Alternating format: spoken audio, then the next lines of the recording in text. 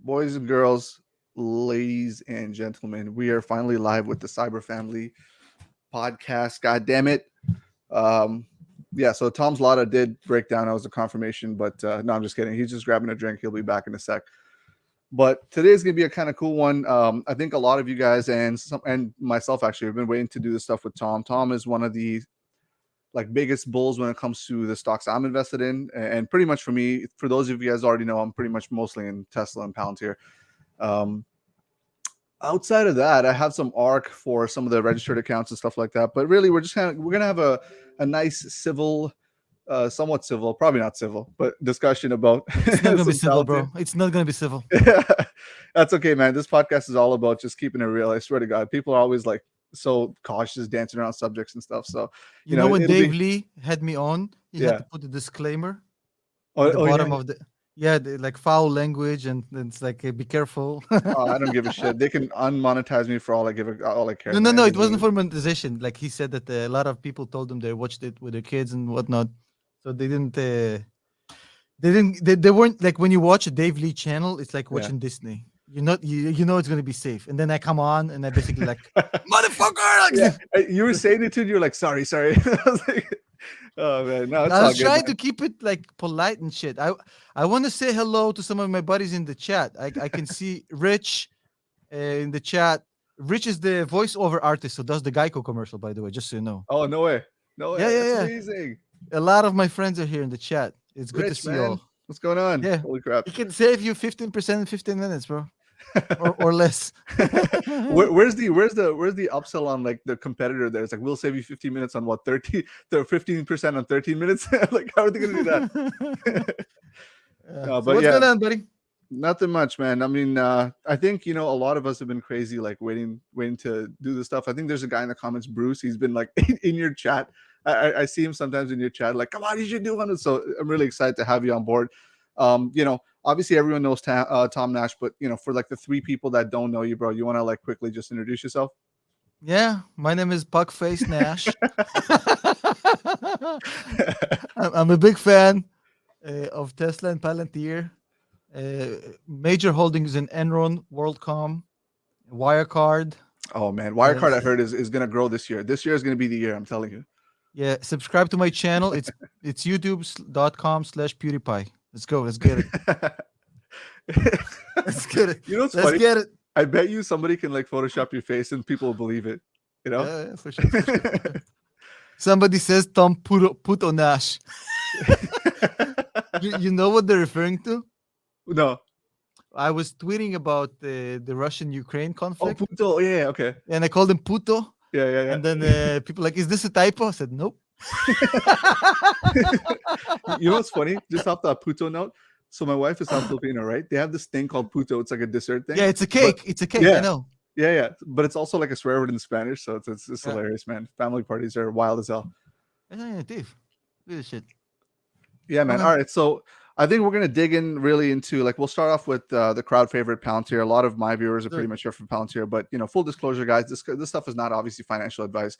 Both of us are just a bunch of like dickheads doing stuff on YouTube that really are Yeah, we just don't know what the fuck we're talking about, bro. yeah, like Just to be clear. yeah, definitely me. I don't know anything.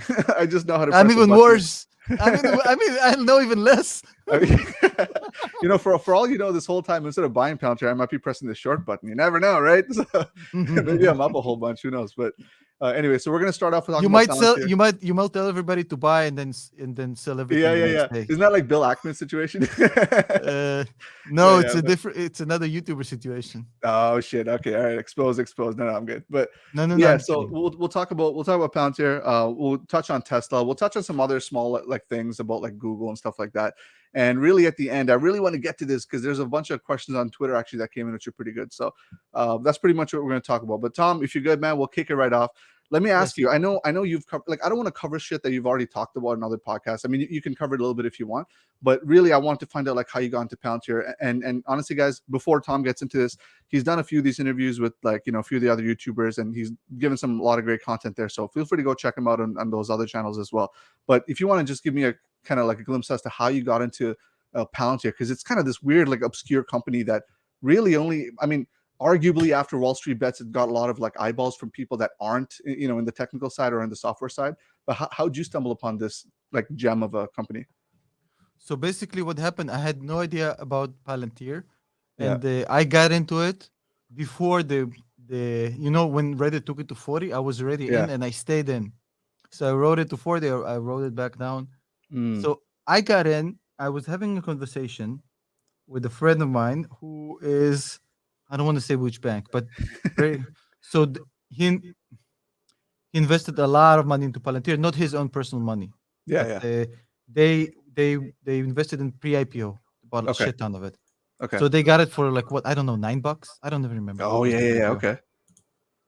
And he was telling me, "Hey, I bought this company, and this thing is literally like 5x better than Snowflake, and it's valued at like one third of Snowflake or some shit like this." I was like, "What?" Yeah. Yeah. Yeah. And that's how his pitch was. That's the only thing he told me about the company. Okay. Okay. And you have to understand that I asked him, "Is this like is where's the research?" He said, "No, that's the only research I needed." And Mm. you'd be shocked how easily investment decisions are made on big money. So basically, that's how I got into it, and I was like, "Oh shit, Okay. okay, let me see what this is all about."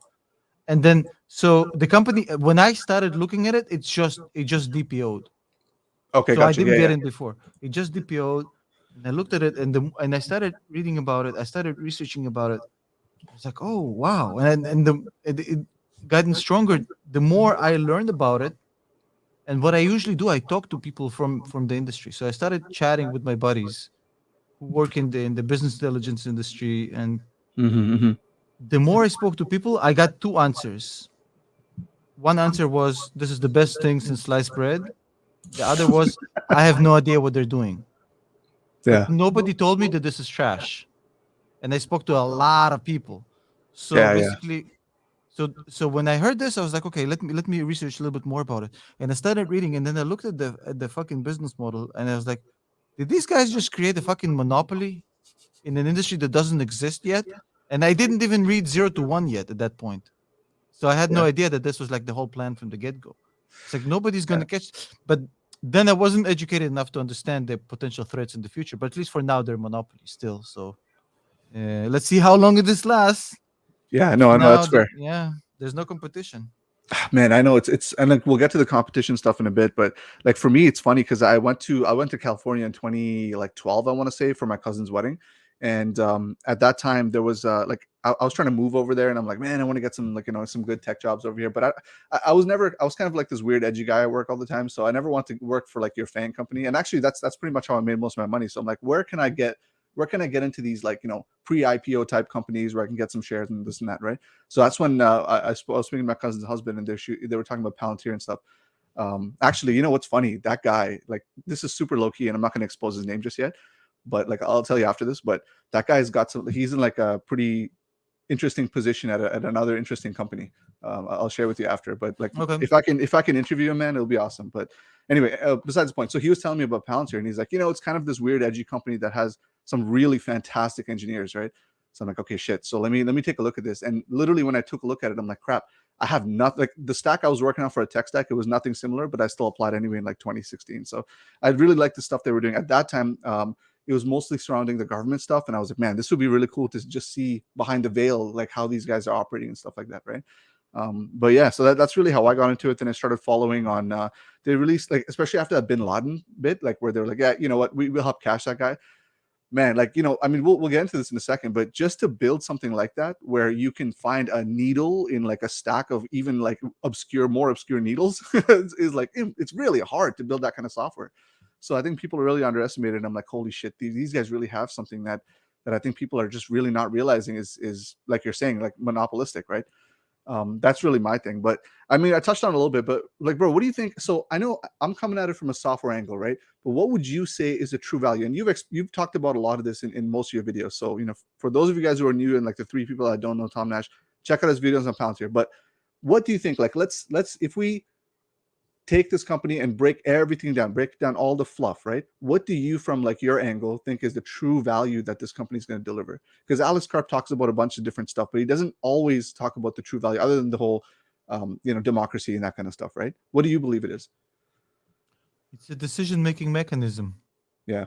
It's the next step towards computers who are making better decisions than human beings.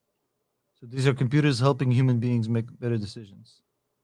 Yeah. And then Yeah. eventually, the next step after that is going to be like what I spoke to Dave Lee yesterday about, like the Yeah. AGI. That's true. But That's they're true. the one step in between.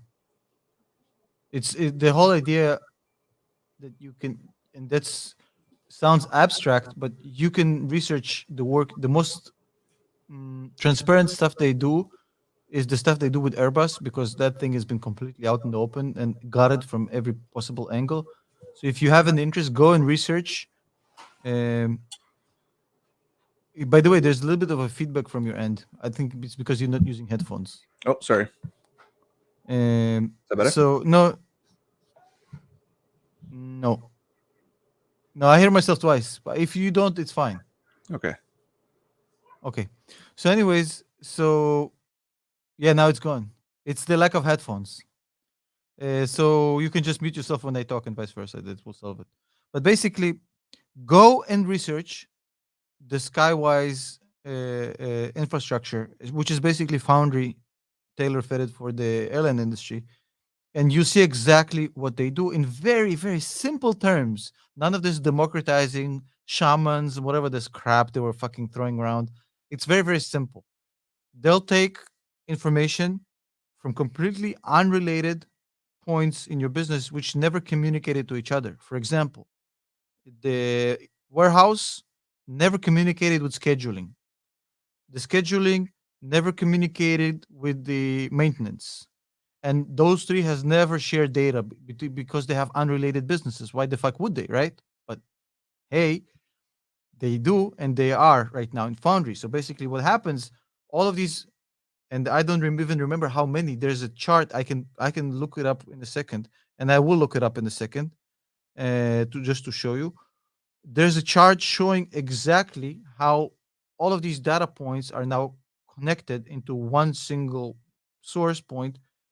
That again, sorry for my non-professional speak because I don't do the shit. I don't understand technicalities of it. I'm not an engineer, not a software guy. But basically, now they're all communicating, and the result is stuff like less AOGs. AOGs in the airline industry, it's a death sentence, especially for like these buses, the 737s, the A320s.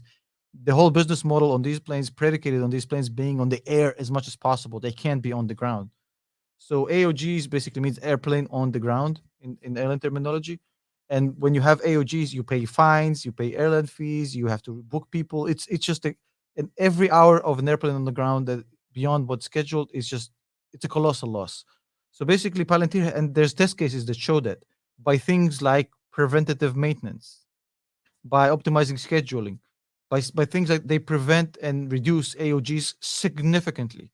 Or for example, airlines sit on a pile of inventory and they this inventory gets obsolete. There's an expiration date on every nut and bolt and every piece of thing you have in your warehouse. It gets obsolete. So for example, the software will optimize the amount of minimum quantities that you have of a certain component, or basically how much expiration date they should have versus what they have. Like they would completely like things that in a Yeah. There's basic so many. like all of these points, like if you just take them separately, they exist. Like there's solutions that do preventative maintenance. uh, there's solutions that do ERP and will tell you will try to optimize your ERP system, right? So you know this better than me, you're in the industry. But there's never been anything that just basically takes the information from both of these or three or four or eight and basically builds something that works together. Like uh, I'll pull it up in a second while you give your point. I'll pull up the presentation. Hold on. Yeah, no, no, for sure. So, like, I don't want to give you that feedback problem, but generally, no, you're right. The thing is, like, you say you're not, whatever, technical on this stuff, but honestly, that's the, to be honest, man, that's the fucking problem with this industry, with my industry, to be honest, right? Everyone wants to make it so complicated. At the end of it, it's actually quite simple. Like, what's the problem and what's the best way to solve it? Now, the obvious solution is that it's a little bit, tricky and obscure, I'm sure. But you're right. Like the point that there's so many data points in the world, and data is not exactly, rare. That's what people don't understand. Those who aren't in the industry or those who don't sort of, have not done the research, they don't understand that data is not rare. Data is Oh, actually quite common. It's like, every company pulls in logs, or every company pulls in some amount of data on their platform itself. Some companies even are in the can middleman. you pull up on the screen what I just put in share? Yeah, yeah. Okay. Sign in. Motherfucker, I've been signed in. Just X that. Okay. No, it closed it. Oh I shit. don't, bro. What a fail. I do believe me. I have an Adobe license. Believe it or not. Hold on a second. I'll find it. It's not fake Uh, me. By the way, I got a message from a fake you in one of your videos. It's like asking me to know join how a many WhatsApp of group them or are something. there, bro? I gotta There's say though, that guy had a so better hair than you, much. so I don't know, man. You're gonna have to step up that game. Everybody has a better haircut than me. No, you, What's yeah, you, never mind. But yeah, so I think just to reiterate that point, like data is, it's muddled. It's almost like data is the type of thing that just grows and grows and grows on every company's database. In some companies, worse than others, to be honest, right? To a point where they get this like massive lock in with like cloud providers, and even those guys, they nickel and dime you on every sort of storage details. Which is why actually that point when you brought up with Dave Lee about how data storage, or not data storage, but data is not important. It's more access to it, right? That's why it rang to me like 100%, because if you hold it, you're also paying for it. That's just one of the costs associated with it, right? But on top of that, the thing you're talking about with the whole one thing doesn't talk to another, I literally lived that. Like I worked for a company that was essentially had data centers, and they had what's called co-location business model. So they'd have like a data center, and they would say, okay, bro, like you have a business, you have a website, you come host with us, and we'll provide you the hardware and that kind of thing, right? Yep. They were moving over to the cloud and doing some sort of weird hybrid model. But the thing is, they had Salesforce and all this stuff, and this is what we had to onboard.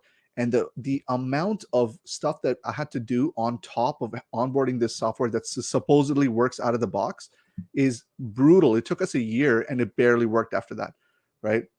So like it's very understated. And to be honest, and this is just me being honest, you're going to need a company like Palantir to actually come and provide the software, because what ends up happening, right? And this is what I keep saying in some of my You videos. can pull that up on the screen right now, by the way, Shabari. Okay, cool.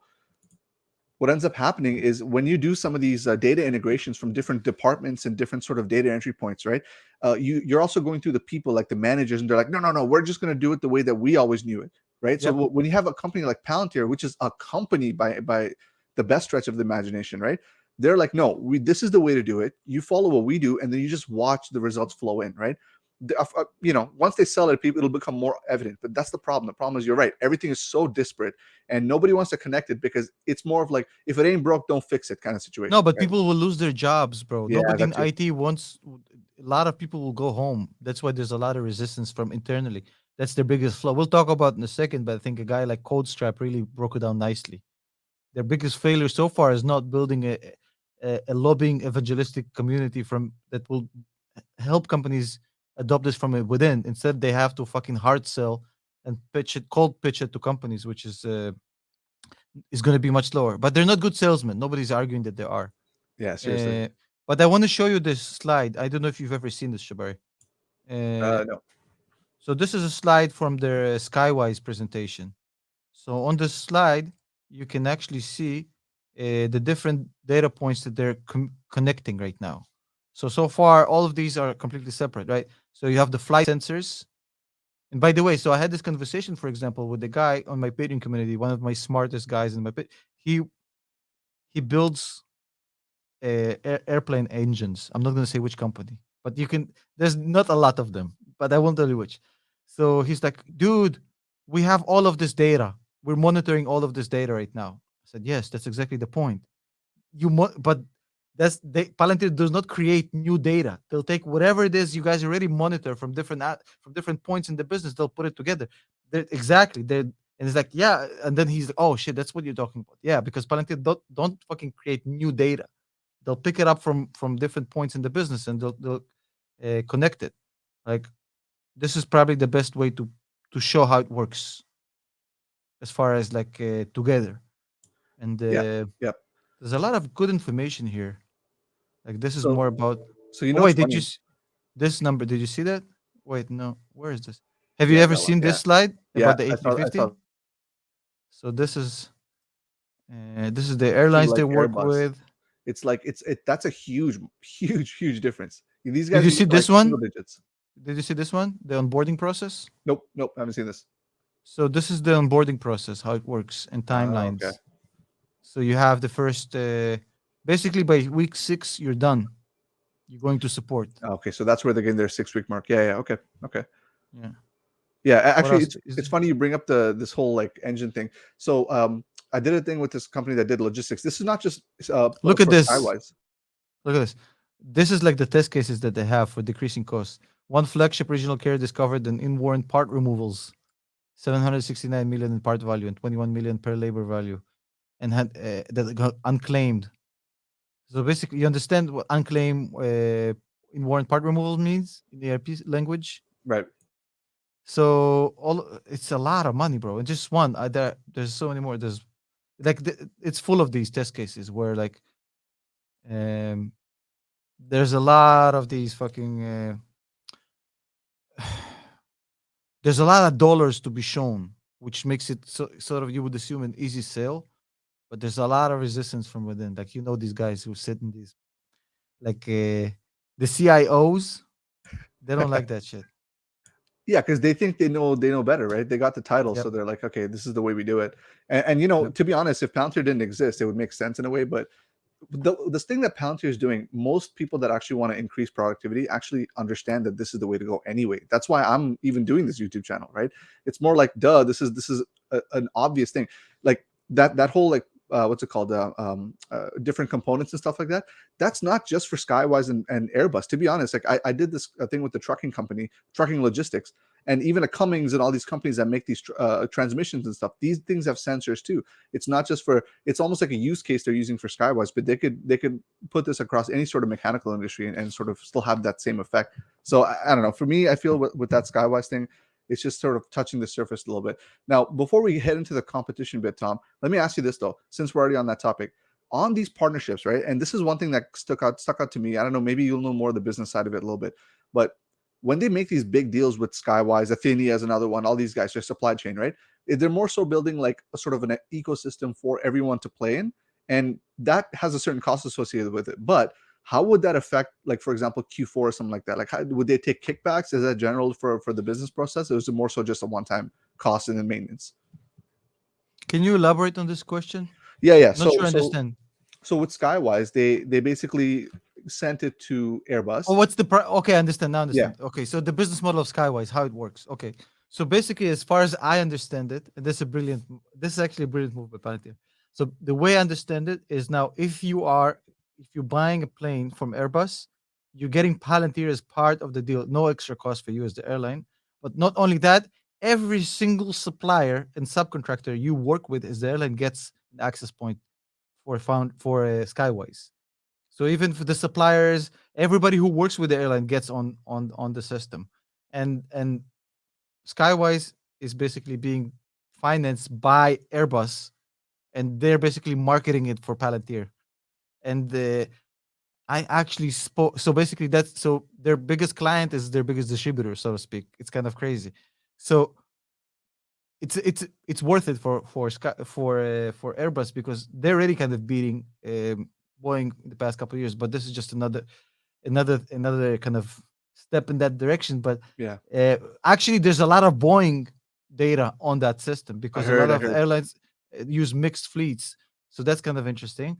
But I will tell you, I spoke to a guy who works for a company who supplies small parts to to an airline, and he's now on Foundry basically. And the things he told me basically, I would just tell you they increased my conviction.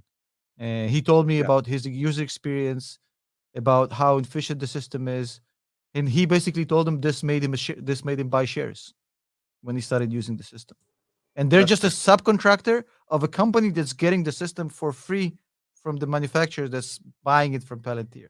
But bro, how would that reflect on Palantir side? Because this is one of the more smarter bear arguments that I hear, where they're like, instead of charging your typical SaaS, where you're like really getting into a company and just like jabbing them every time for money, they're building an entire workable ecosystem and sort of sitting back for the most part. Like, for example, if Airbus decides to, and they are like not ship it out, but they're onboarding more people onto this platform, how is Palantir benefiting from that? If they're only paying customers Airbus, for example, right?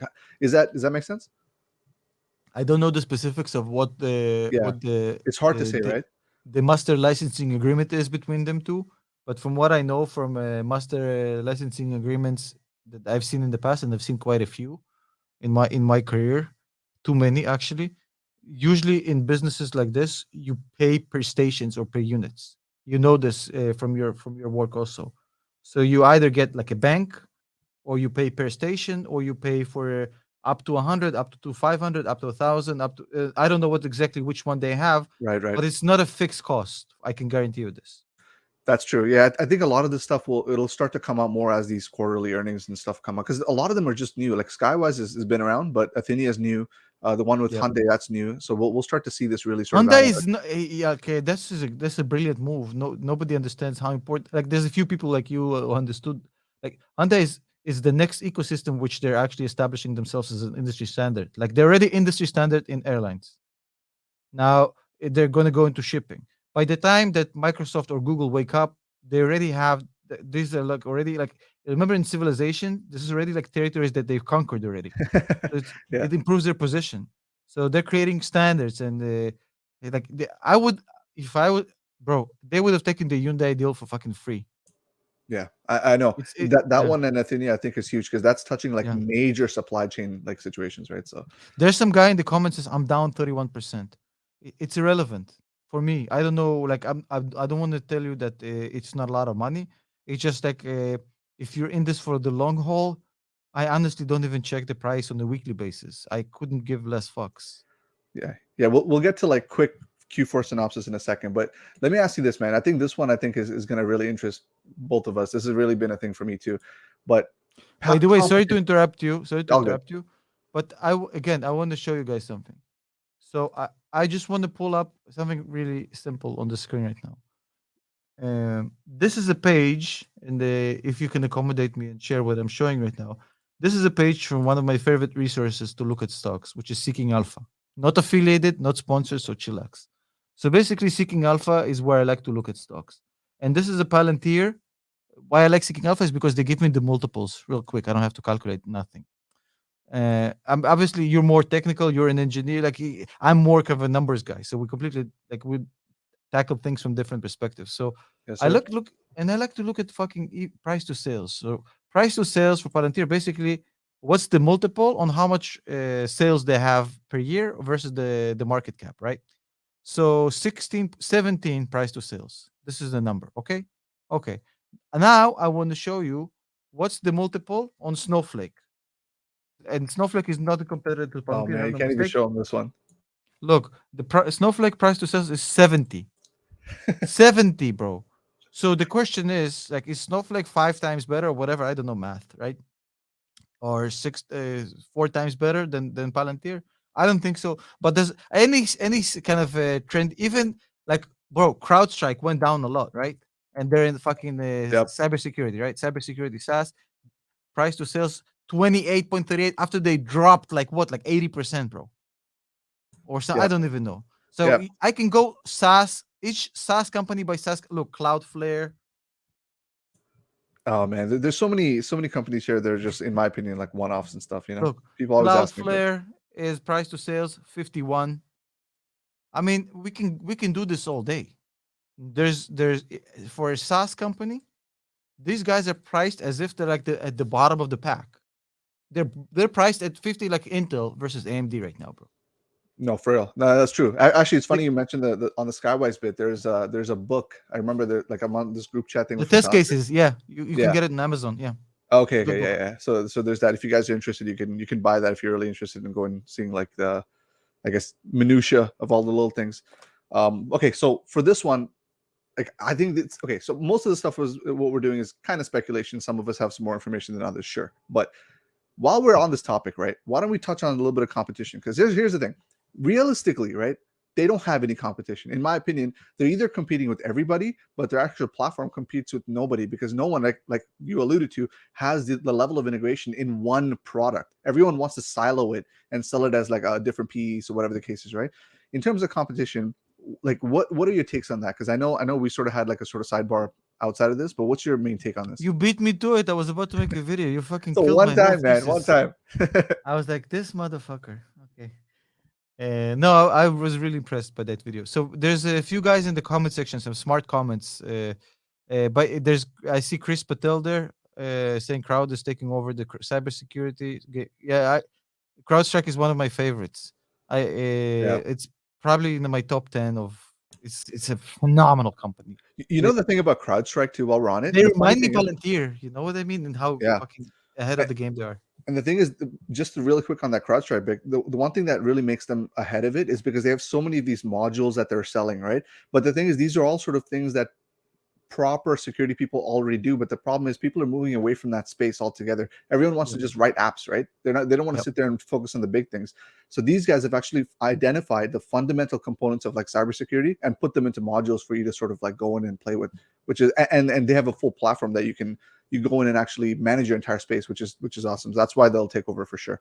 Sorry, Tom, go ahead. So- no, I'm saying this modularity is what's Palantir missing. But I'm not going to talk about it because I don't understand enough about it. You can have Code Strap on, and he'll Yeah, tell you all about it. He's yeah, a yeah. fucking he understands the shit way better than me. But as far as competition, I mean, it's a great question, and I absolutely agree with your theory. I do think that the only right now Palantir is so far advanced. There's only two players in the market that can compete with them, but make no mistake, those two can kill them. It's like going up against a like Francis Ngannou, in the UFC. It's a it's like there's only one guy to beat on the way to the belt. Yeah, but that's a big motherfucker, bro. I mean, you Yeah, know what I mean? It's like yeah, you have one fight away, like a Khabib Nurmagomedov or something. It's like they're like they're the Khabib and the fucking Ngannou. You know what I mean? This is yeah, like big boys left. So we're talking, of course, about Microsoft. We're talking about Google.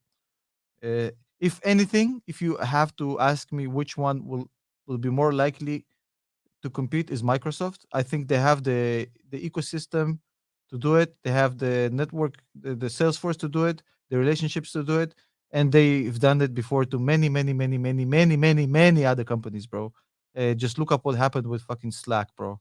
I mean, there's a lot of different examples where their whole business is now basically taking other people's lunch. They've gotten really good at it. This is not really the modus operandi of Google. Google like to make new shit, bro. They don't really like to come in and take yours, but they'll do it. Like they did it with the cloud services, right? So, but the question is which one of them. So my theory is, like I mentioned, if you look at Palantir's business, every single one of their components of what they do, like it exists. Like I heard people say, "Well, we have a CRM system that gives you suggestions about what to sell to clients." Remember the presentation show, the demo day with like we have that in fucking Salesforce. yep, Of course you do. Sure. And then somebody, well, we have an ERP system that manages your minimum quantities of course you do. And then there's a lot, every single one of these exists somewhere as a modular unit. And that's why Palantir is having a tough time to sell their entire platform because they're right now they're trying to shove down people's throat this whole fucking platform where they need maybe 2 or 3 units of this. And not yeah, only like a Fortune 500 company needs this whole shit. That's why they yeah, can't go medium B right now because people are, why then they just sell it? Because fuckers can afford the whole thing. They don't need a fucking spaceship. They need a fucking bus. But who no, no, will like? Assuming that Palantir solves the modularity problem, which we have to bet on them doing it, they have the resources to do it and the brains power to do it. So who will compete with them? So you said this, and I 100% agree with you. It's not my theory; it's yours. That a likely candidate would be Microsoft. Microsoft, and I've seen this happen before. So I work for for which company I worked before. Don't say it. Nobody knows. But we spoke about it offline. So in my company, we switched from a very well-known CRM, which we can like guess which one. Let's call it an yep, industry leader, to a Microsoft CRM, bro. Now yeah, to tell you that the switch was like going from a Ferrari to a fucking 1964 no engine car rolling down the hill would be very generous to this fucking CRM, bro. It was so yeah, god awful. Like you literally, it wasn't just bad. It literally cost you hours every day to fucking deal with this thing, bro. It was just god awful. And I for a long time I couldn't really understand why they did this shit. yeah, And just months later down the road, I figured out what just happened, bro. This is what Microsoft do. They'll come in for to a big organization and they'll tell you, hey, you know, we have this CRM. You're paying for whatever it is you're paying right now. We'll give you for 5 years for free this CRM. Just use it. Or we'll, you know what, pay for it, but we'll credit you on this 100 Yeah, different stuff that you're buying from us. We'll just credit you so it's free to you. just Just backdoor you all the money yeah, back. they'll just do it until they kill the corporation, the competition out of it, and basically, and like you mentioned before, their salespeople are the best in the industry. They fucking Oh man, their network is phenomenal. All these huge. CEOs, it's like they're so connected, bro. Their engineers are the best in the business. Like the support is fucking, the service level service Yeah, of it's insane. So that's what they do, and that's what they'll try to do to Palantir for sure. I don't think it's going to be Google, by the way. I don't think, like yeah. you in your last video you Okay, said Google might do. I think more likely Microsoft, because that's in their DNA. You know what I okay, mean? okay, okay, okay. You know, on that topic, the thing about Microsoft, and it's funny because Microsoft is always the butt of all jokes for a while in the tech community. Like people love to shit on Microsoft for the most part, right? At least they Not did anymore. until recently. These guys, like I remember, and the sort of analogy I gave is I would rather hope that Palantir, in some ways, I don't want to be straight up, right? Stops talking shit and just starts delivering. Because straight up, like you can talk about this democracy and all this stuff, but the thing is, and me and you agree on this point, which is along the road they have massive competitors, and the reason why Microsoft might suck or whatever, or Google products might somewhat suck, is by design. Like they know that they don't have anybody that's really that competitive, so they don't have to compete. They'll sell you shit that they paid their B C grade engineers to make in like a Yep. month or two, because you'll fucking buy it. Like what else are you going to buy, right? Like, you know what I mean? So for them, they don't care. But Microsoft in the past, maybe whatever, like 4 or 5 years, with the whole like Satya Nadella really sort of taking over the reins, man, this, like, even throughout this time, they have a series of engineers. Now, Google is the engineering company, right? That's for sure, hands down. But Microsoft has like a tier of engineers, and I know this because like I've dealt with them, and I honestly for a while I had to deal with like the lower end ones. I'm like, holy shit, even I can work at Microsoft. I'm not even that good, right? But there was a very big issue that we had, and we were like a partner or whatever. So they sent one guy, and he came in and he solved it in like maybe like 2 hours. I'm like, what the fuck? Like, can you write this shit down or something? And it's like they have a tier of engineering like staff that they pay very well. Like they tell these guys, you know what? Like you may or may not even have to come into work. Just be ready when you need to, kind of thing. Like that kind of Yep. situation. They treat them like A class. And the only reason these guys don't leave is because they're not getting better offers from Google, right? They have all the stock and all this. And they're old guys, right? These guys, man, they will build a team for you, and they will absolutely go to war if they have to, right? So, and they did that with Slack. Like Slack was talking shit. I told you Microsoft, about Slack when we started. yeah, Slack was saying, ha ha ha ha ha, we yeah, got you. yeah, and they basically forced that. I'm pretty sure, yeah. Like I think they actually might have forced that sale with when they recently sold to like CRM, right? Yeah. But that's the funny thing. It's like people don't get the power, and Microsoft, yeah, Palantir, I think, again, does not have competition. But Microsoft, Google, all these, they don't have to win. That's what people don't understand. In the tech community, the best product doesn't always win. The thing Nope. is, these companies can grind you down nice and slow, and they'll slow you down. That's all they have to do. They just got to get a little bit of a head They'll start. bleed you by 1,000 little tiny fucking cuts, bro. Yep. And Yeah. they're literally the best example I can give you is like you open up a hot dog stand and it's fucking the hot dog stand is fucking edgy and it's fucking and you're donating 50% of the Hipster. proceeds. It's like a hipster style and like it's fucking booming. There's like 1,000 people waiting in line, like, and then they pull up in their fucking beat up truck and it's like, hey, free hot dogs. Yeah. They'll just wait it out until you fucking go out of business, and then they fucking charge whatever they want, bro. It's Oh literally the man. same thing, bro. Of course, the example I just gave you is illegal. Yeah. This is called it's antitrust Yeah. regulations that prevent this kind of example.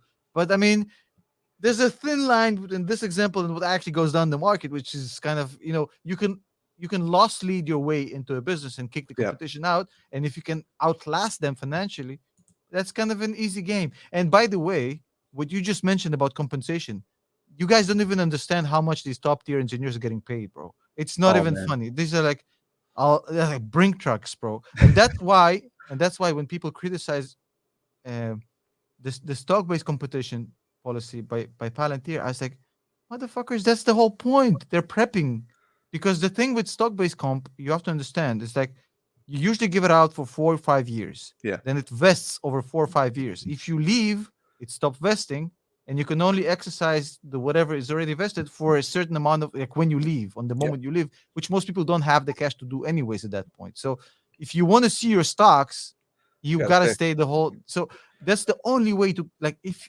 you're Palantir and Microsoft is trying to poach an employee from you, Yep. unless like it's financially you cannot compete. You can't pay that. You can't pay because you have to understand that once you start paying, it's like lateral impacts to this. So let's say you and I work for the same company and we're Yeah. in the same position, and I get a 50% raise. What's the first thing that's gonna happen, bro? All your other motherfuckers are gonna ask for a raise, bro. And then it's just human Yeah. nature, right? Yeah. So Palantir can't compete with Microsoft on pay, not with Google, but they can do what Microsoft and Google can do, which is give a part of their business to these young hot kids, basically. And hey, you hotshot, here's a piece of the business. You're a Yeah. Yeah. partner Yeah. now. Let's do this shit. No, that's true. That's true, man. I think, yeah. I mean, I just the only reason I mentioned Google as a final like boss of like Palantir's path. Only reason I say that is because these Google, in my opinion, I mean, we don't really know this, but in my opinion, they have the best engineering, like engineers in general, right? For a while, Google and Facebook were like the algorithm companies, but Google sort of won that because they have a lot of things under the radar that really none of us even know about, right? They have an entire fucking graveyard of projects that could be entire businesses, True. right? So and so I think Google is one of those things where they'll do it lightly because they're pretty much a massive monopoly already, so they won't try to get out in front and be all public about it.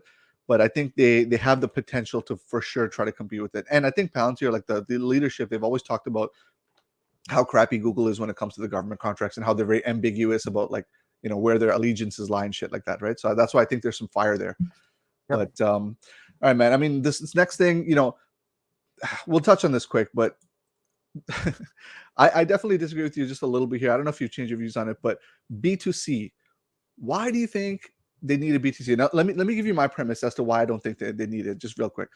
I don't think they need a B2C just because they're building, instead of platforms, instead of like even a product company, something like Google, they're building entire ecosystem softwares. And for example, we just talked about the Athenia and Hyundai, right? That deal itself is going to impact so many people, and the magnitude of that deal, I'm sure both of us are not going to disagree on. So just that kind of thing is going to change the way that business itself, especially SaaS, works because everything is siloed. But as it progresses and it becomes more, I guess, like horizontal, right, like more flat, it's going to completely change it, and it's almost going to be a no-brainer once certain big pieces fall. So I feel like they won't even need a B2C if we're talking about that massive 1 trillion or whatever, like the up there type of valuation. Why do you feel that they might need a B2C? Okay. So can you name the top 10 public US companies by market cap? uh, I got to look that up, but yeah. I mean, I know, I get it, right? But So, right. So it's yeah, Apple, Microsoft, it's Google, it's what, Amazon, yeah. Tesla, Warren Buffett, right? Then Facebook, Nvidia. I don't Yeah, remember the rest. yeah. But That's true. like, Okay. what's the biggest company in the world that has a pure B2B business? Just B2B, I pure know, but B2B. we're What is arguing it? that. Just tell me, what is it? Okay, That it has would no be. consumer product. Yeah, that's fair. I mean, it would be probably one of the shit. That's a good question. I got to look that up. Yeah, good question. But like what we're arguing is that they're potentially going to change the way that business in general works, right? So wouldn't we associate some level of some kind of multiple towards that just because it's completely different the way they're I addressing found it? it. What's this company? It's a great company, by the way. It's ASML. ASML. Oh, okay. ASML is a beast. It's a Dutch company. They're monopoly in lithography machines, bro. Oh, I see it. They're Yeah. phenomenal company, bro. A lot of their phenomenality is already priced in, but they're literally one of the best companies in the market, Yeah, look bro. at these Like, semiconductors, eh? Holy shit. no, but they're in the fuck. Oh, how Canadian of you to say A for the first time? But but ASML, yeah, ASML is a phenomenal company. So they're number 31, right, on the list. I Okay. just checked. So there's not a lot of B2B companies in the Hmm. Oracle is a where's Oracle in the list? Maybe I've missed Oracle. Yeah, let me see. Let's pull up the list. Can you pull it up on the screen? I can if Yeah, 1 second. okay, let's see. Maybe Oracle. Actually, good point. Let's see where maybe I missed Oracle. Maybe I missed Oracle. Hold on. No, I don't think I did. What are we talking about market cap, right? Cisco, right? Cisco? I think those guys are I don't probably know. good. All right, here, Oh. let me pull it up here. Is it Cisco? I don't know. Fuck these But shares. anyways, can we agree there's none in the top 10? Yeah, I can agree. I agree with you there. Okay. So I'm just saying from a pragmatic perspective, and I know a lot of y'all people don't agree with me. I think you're gonna pull up the list. Let's go through the list. Okay. Yeah, this is my market Who- cap. Okay, let's go. Let's go. Who's the all Procter of these? Gamble, I guess. Oh, No, that's they have the no, it's consumer all product, consumer. bro. Yeah, yeah. Yeah, this is energy is consumer. Pfizer consumer. Right, right, right. Coca Cola, Walt Disney, Broadcom maybe. Broadcom. Broadcom is the first Oh, one. okay. Yeah, yeah. Okay. They do communications, right? Yeah. Co- So Broadcom is number 23 is the biggest one. Okay. Okay. Yeah. So that's so Two I'm two saying fifty there's three billion. yeah. Yeah. So that's where you there. It's still a great investment. If Palantir goes to 250 billion, Yeah. all of That's us will true. make an obscene amount of money, bro. Yeah. And like it's a multi-bagger. Like, it's my dream scenario if they go there. All I'm Yeah. I saying, hear. if there's any ambitions, if there's any desire by Palantir to take that next leap into the Tesla level valuations, Yeah. Yeah. they got to come out with a B2C product because the TAM isn't big enough to justify anything beyond 200, 250. Yeah. Okay. Okay. Even Fair enough. it's just even as a quasi monopoly, Yeah. like Yeah. Yeah. you might say, okay, well, Dom, AWS on its own is worth a trillion. Like if Amazon, like I'll give you the counter argument where you can attack me. If Amazon spins out AWS today, it's a trillion, easy, no problem. Everybody knows this, right? Yep. Yep. You might say, well, AWS. So I'll stipulate, and this is like I kind of having with myself this argument, but I'll stipulate that if Palantir becomes what AWS has become as an industry standard, no need for a B2C business, no problem, bro. Yeah. That's fair. No problem. I 100% agree. That's fair. I think to get there, they'll probably have to go into more modules and stuff. And like you said, instead of shoving like an entire platform down people's throats, they got to Yeah. have to split that up. Actually, Alex Karp talked about that in his most recent interview with that Stanford guy. I can't remember his name, but Then in that one, he did talk about how, Warsh, something yeah, Warsh. yeah, to talk about how he's gonna try to split up the existing foundries into Stephen modules. Warsh, maybe Stephen Warsh. I I don't think, know. yeah, that's right. That sounds, yeah, Warsh, yeah, that sounds right. But yeah, so they're planning to split that up. And technically speaking, it's not really too tricky. It's just a matter of whether they're going to spin that off into a separate product or like a Foundry Lite or something with modules or something. But that might be a good topic to talk to Coach Drop about. But yeah, I that's don't. fair. I don't know if his name is Stephen Warsh. It's something Warsh. It's something Warsh, yeah. It's something Warsh. Kevin Hold Warsh, on. Kevin Let's Warsh. Kevin Warsh. Thank you. Somebody said it Yeah. in the comments. Who did it? No, it just came to my Oh, mind. yeah, good shit.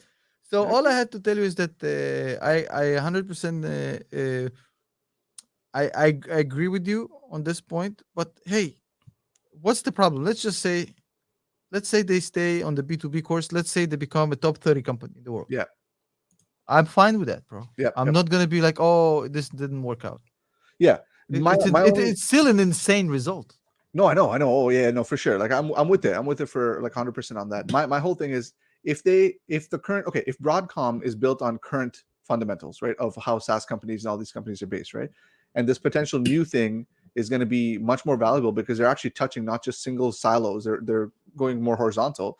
It could potentially have that thing where maybe they won't get to one or whatever, right, but they'll go to maybe 400 billion, maybe 500, who knows, right? So that was but for me, it's speculation 100%. It's not based on any facts.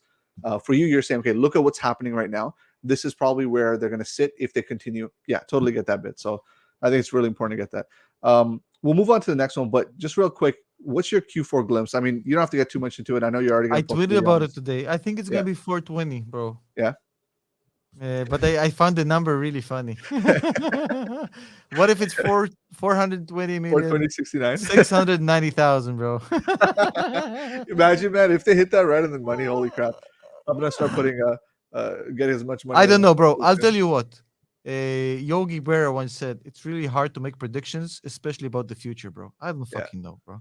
Yeah, Who knows? Let's see what they come up with, and the prerogative that we have is we don't have to guess. We can just look and then decide if we like it or not. It's not like Palantir is going to $50 next week, bro. It's going to be a slow moving stock for the next couple of years, anyways. So it's not like you have to FOMO your way into the stock. No, man. I think a lot of people are hurting, and they probably got it in the 20s, right? So they're I don't have I've been buying ever since, even in the 20s. So it is what it is. But I stopped buying now. I'm waiting for some more money to come in, but whatever. Full disclosure. But okay, man, let's move on to Tesla. Well, how are you for time? Time check. We have time. Okay, cool. We have another 15 minutes. Okay, cool. So let's get to Tesla real quick, and then we'll touch on the lightning round because I want to get to some of these guys' questions. I got some good ones. Okay. Okay, what would you say is a good reason to stay in Tesla right now? Because the whole argument of, oh, it's overvalued is still fucking there, even though for some reason they're killing expectations, and quarters they're just beating everything, but for some reason people still think it's overvalued. What's your take on that? So I just had this debate with the four people who wanted to kill me, bro. I was in the live stream with the Yeah, four or five people. I don't remember how many of them were there. Like really, really not fans of Tesla. Nice guys, actually. lots of them out there. Yeah. Yeah. So basically, I'll tell you what. The one thing that all of them agreed on is that Tesla is a fundamentally phenomenal company. They all Yeah, said, "Hey," because you can't argue with fundamentals. So their operating margin in 2 years went from 5% to 15%. If you exclude the one-time fees that they paid for the payroll tax and the stock-based comp right. for Elon, it's like 17.5%. So they went from 5 to 17.5% operating margin in 2 years. Uh, their their EBITDA is insane for somebody who builds a million cars. That's it, just a million. Yeah, Just to explain to people, a million cars is like is really insane. But I mean, it's nothing when you compare it to a company like big OEMs. A million cars is just a drop yeah. in It's the like bucket.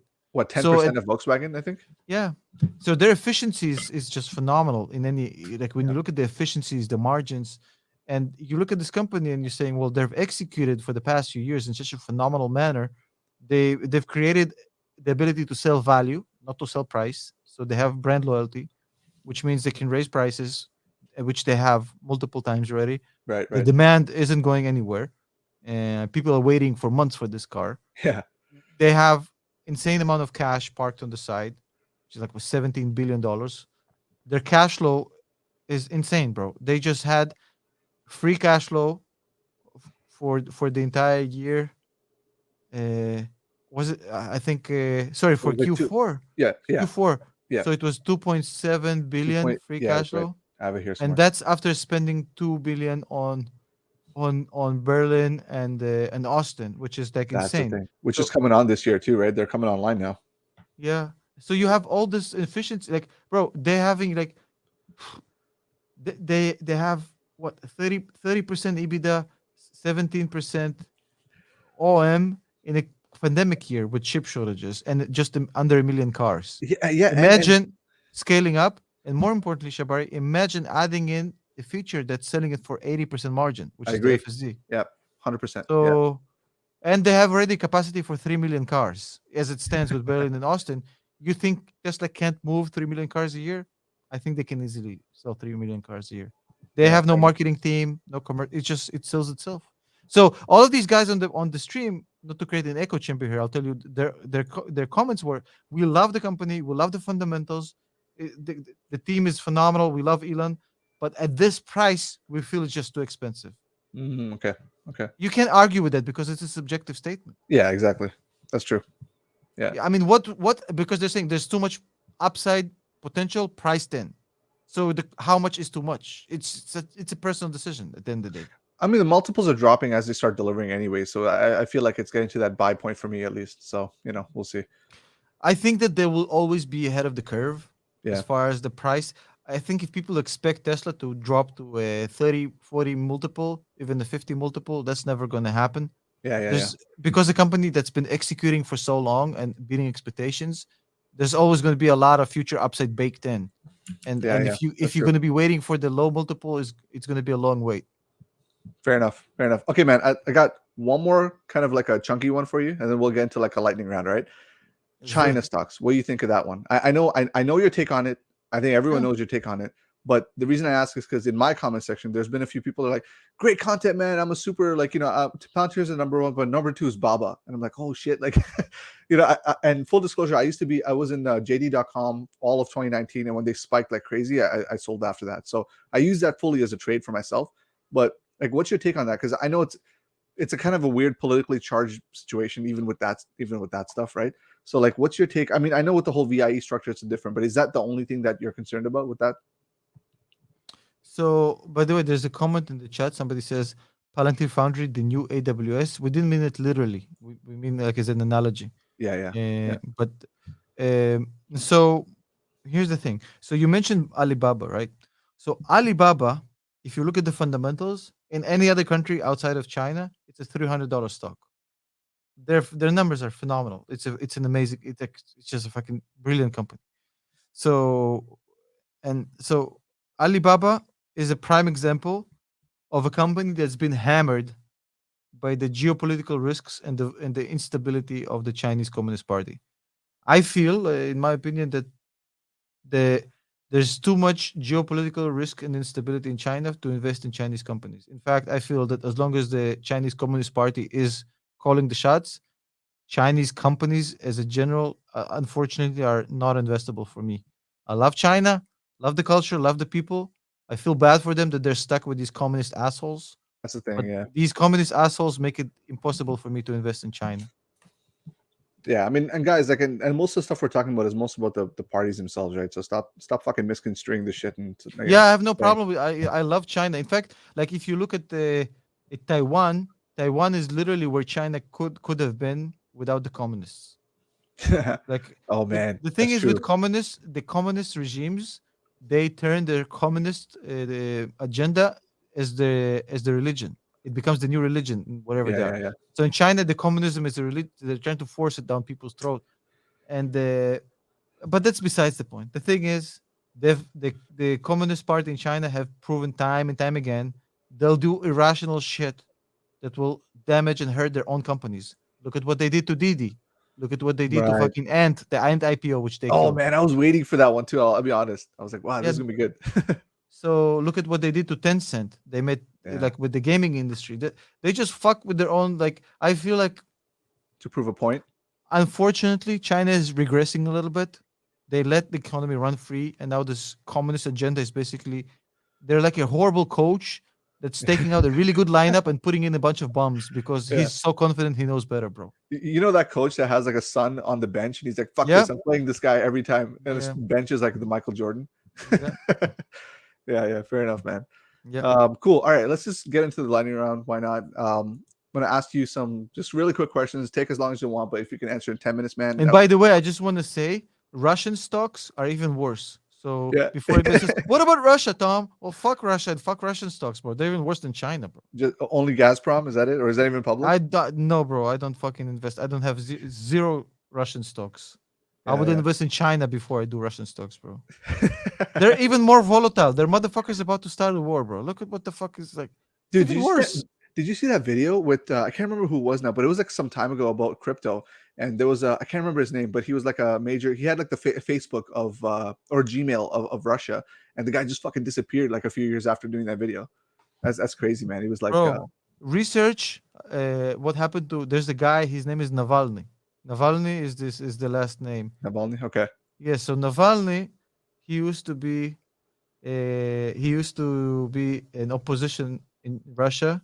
He ran away to the UK and they fucking put plutonium in his underwear. He somehow Seriously? made it. Yes, he made it alive. I don't know how. And just to prove a point, he flew back to Russia. The moment he landed, they put him in Siberia in some fucking gulag. Nobody has heard from him ever since. Jesus, dude, that you don't fuck around, man. Holy crap.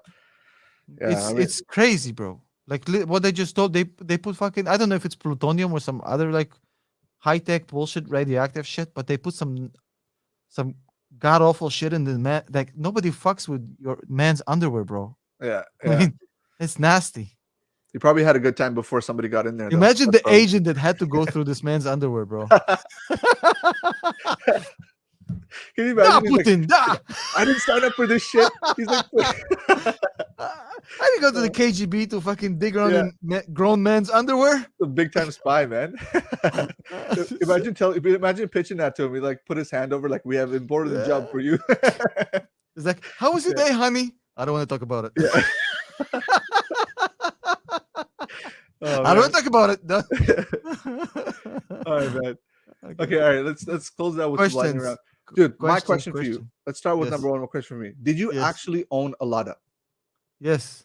Yeah, I own rear a wheel Lada drive. Niva. I don't drive it every day. I own it for laughs and gags. It's Is it it's as bad as they also say? no, it's a really good car. Just Okay. off road.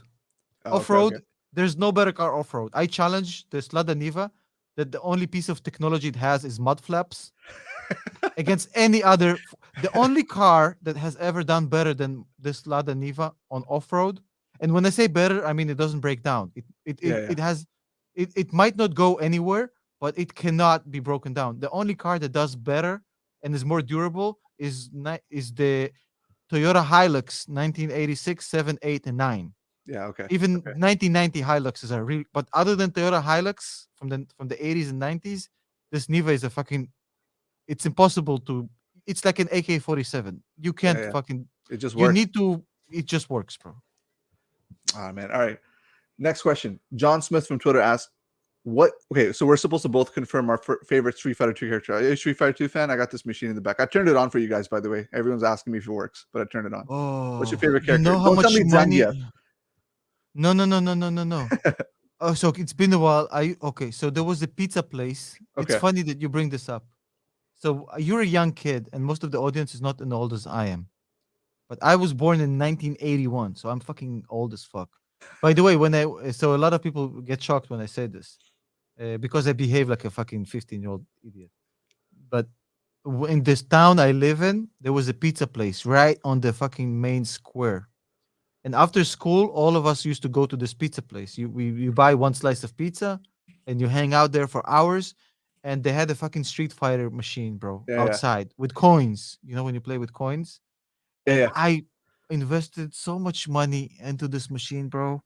I can't even remember how much money, hours and hours and hours, bro.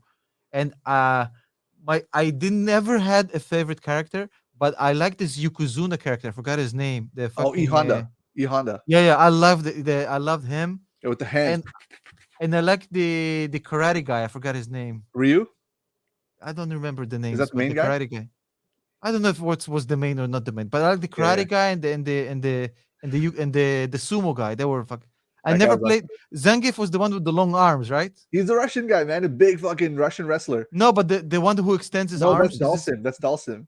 Okay, That's my hometown That's guy. the Indian one, right? That's the Yeah, Indian yeah, one. Yeah. yeah, yeah. Okay, yeah. Okay, so That's it's coming back, but it's like it's been like 30 years, bro. It's he been he like employed the only lethal form of yoga, which doesn't exist, which is awesome. But for me, that's for me, guys. If whoever's wondering, it's Akuma. So we can't even play him on a lot of the stuff. But all right, cool. Next Akuma. question, What man. was Akuma? Wait. What's Akuma. Akuma? Akuma was the guy with the fucking hair, like with the bun on top, and he was always like he's like the demon. Okay, let me refresh myself on the Street Fighter characters because Okay. it's been since 1993, bro, or 4 or 5. I don't remember. Like it's Yeah, been a while. it's funny when you did the Dave Lee one, right? I was in the comment section and somebody was like, "Hey, you should talk to Dave Lee because he was a Street Fighter champ." Guys, I'm not a freaking champ. I just like the game. Okay, I'm not playing this shit seriously, But Okay, no, I was talking about Ken, the one with the red oh, kimono. okay, okay, So Ken and Honda are my favorite characters. I've never played with Zangief because I felt he was such an offensive character, yeah, bro. yeah, yeah. Yeah, yeah. Oh, you really? Was he? Was he actually? No, Dude, no, I'm hey, just fucking with you. you know what's funny?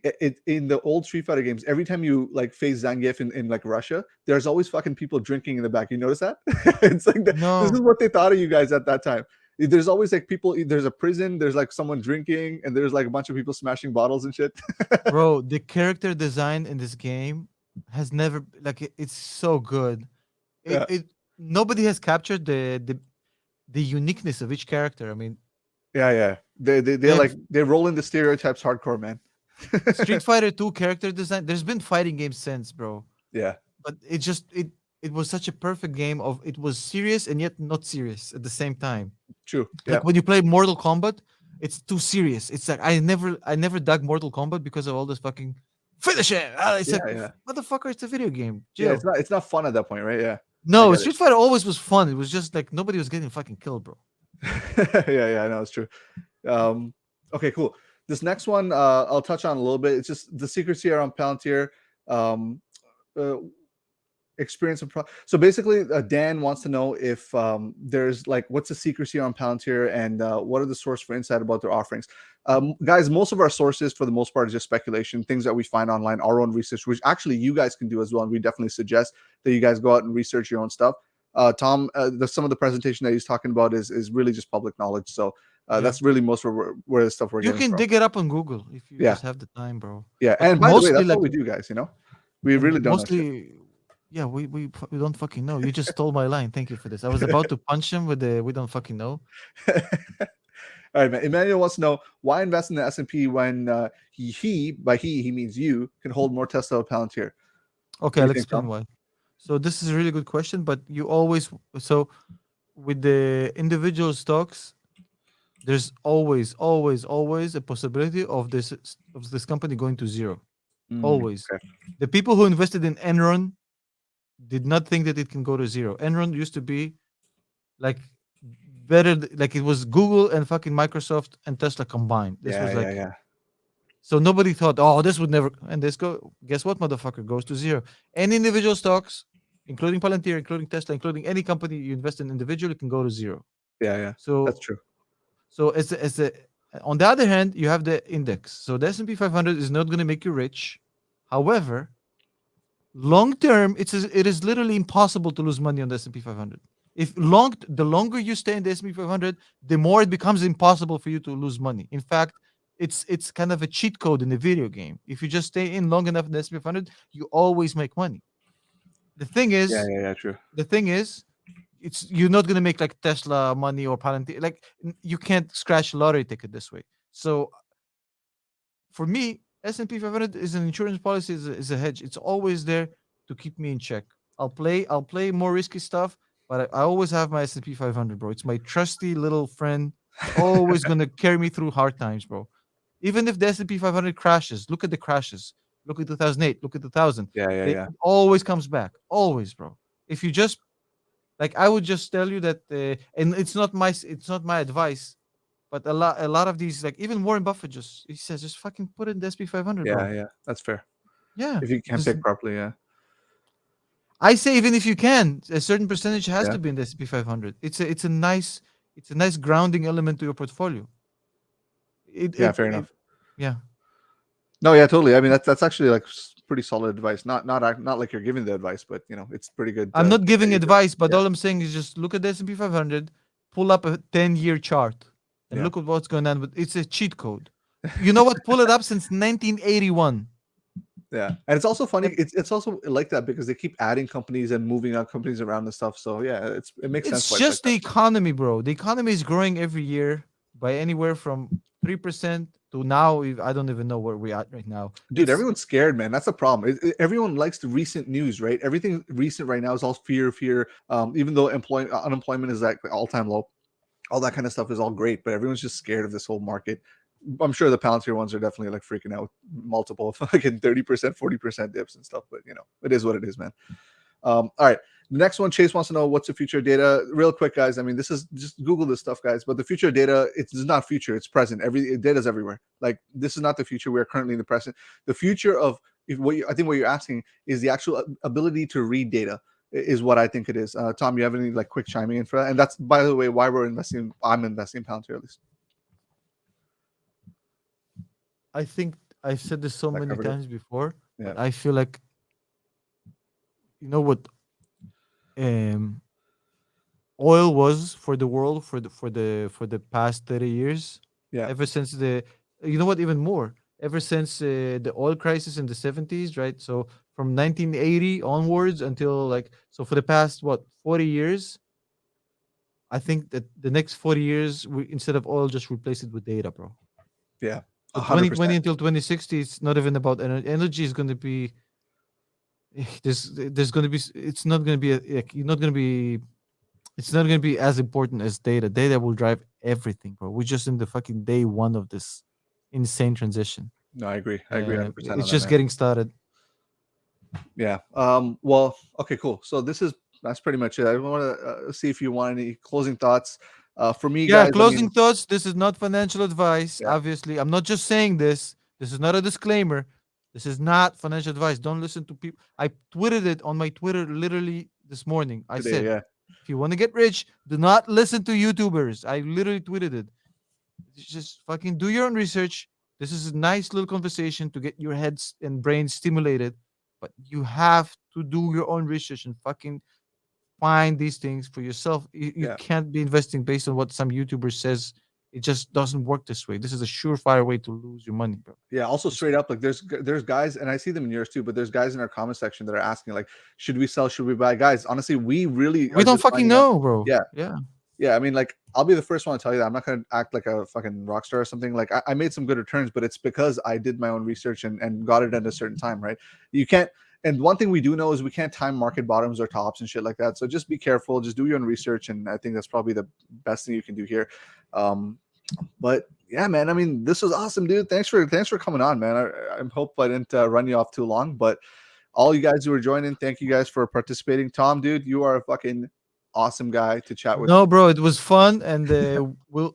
I don't know. Do we have you coming on? We will have you come on again for unpopular opinions. We had you a little bit, but we had you on the Fed meeting, which was kind of took Yeah, that over. pissed off some people, eh?